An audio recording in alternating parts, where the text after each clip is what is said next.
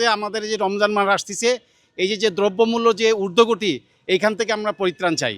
এটি আমাদের সরকারের কাছে সবচেয়ে বড় পাওনা। প্রত্যাশা, নতুন সরকারের কাছে আমাদের প্রত্যাশা হলো যে আমরা দেশে খুব শান্তিপ্রিয় হতে চাই এবং আইন শৃঙ্খলা যেভাবে ছিল তার থেকে আরও সংশোধন করতে হবে।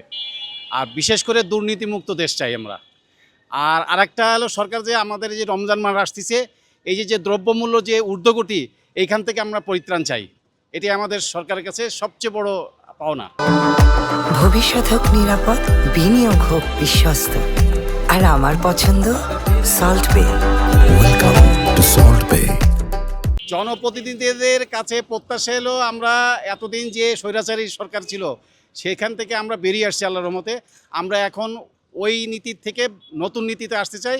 আমরা সবাই মানে বৈষম্যতা যেন না থাকে, সবাই যেন একইভাবে আমরা চলতে পারি। ছোট বড় সবাই আমাদের সমান অধিকার আমরা চাই এবং প্রতিবাদ করার মতন ব্যবস্থা যেন আমাদেরকে করা হয়। এই এলাকার সবচেয়ে বড় সমস্যা হলো আমাদের গ্যাসের সমস্যা। আমাদের এই যে সন্ধ্যার থেকে যে সকাল থেকে গ্যাস থাকে না, সন্ধ্যার পরে আসে, ইফতারি বানাইতে পারি না, ইফতারি কিভাবে খাবো, এটা নিয়ে আমাদের খুব সমস্যা। এই গ্যাসের সমস্যা আমাদের সবচেয়ে বড় সমস্যা। জনপ্রতিনিধিদের কাছে আমাদের এই একটাই আশা, আমাদের যে এই 7 আসনের জনাব হামিদুর রহমান হামিদ সাহেব আসছে, উনি নিজেও আমাদেরকে কমিটমেন্ট দিছে যে উনি 3-4 মাসের মধ্যে এই সমাধান করবে। আশা করি ওনার থেকে, উনি যে ধরনের লোক, আশা করি এই কাজ করবে উনি।